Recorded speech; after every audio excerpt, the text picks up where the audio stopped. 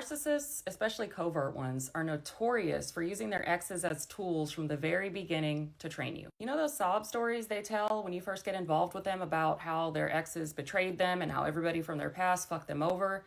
Those stories serve more than one purpose. Not only are they sharing it to play the victim, make you feel sorry for them, garner your sympathy, exploit your empathy, but they're also using it to groom you and to set the standard for what you will later be expected to perform against. They start off talking all this shit about this person and how badly they hurt them and betrayed them, while simultaneously comparing you to this person, but in a positive light. They're putting you on a pedestal, telling you all the things that they appreciate about you that they never got from this person. So they're painting this really ugly picture of this person from their past, and they're painting this beautiful picture of you, and they're planting the seed for you to never want to be like that person from their past who allegedly fucked them over. You want to protect them from ever being hurt like that again. You feel like it's your responsibility to show them a better love. Now, mind you, these stories are either not true or embellished, or the stories are true, but they reverse the roles, and the things they're telling you are actually what they did to their ex. But as the relationship progresses and the devaluation starts,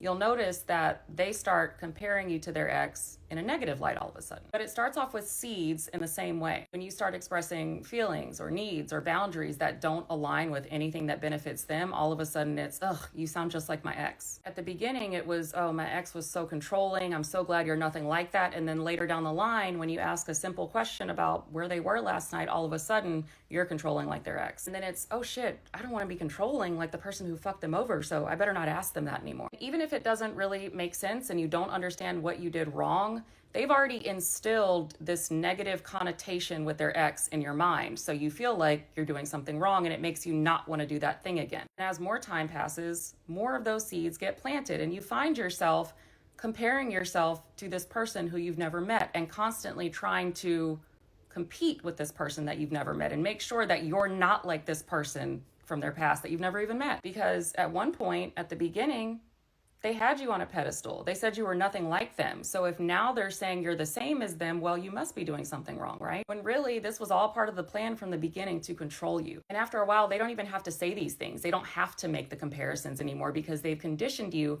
to do it to yourself inside your head. Now, every time you need to say something or do something or make a decision, you're all in your head thinking, oh, fuck, is this going to make me look like their ex or the person from their past who fucked them over? And it turns into a thing where you end up spending the whole relationship trying to prove to them that you're not like this person from their past and trying to get back on that pedestal that they initially had you on in a positive light compared to this person. When they move on to their next victim after you, you're going to become the next ex in their sob story to do the same thing to them.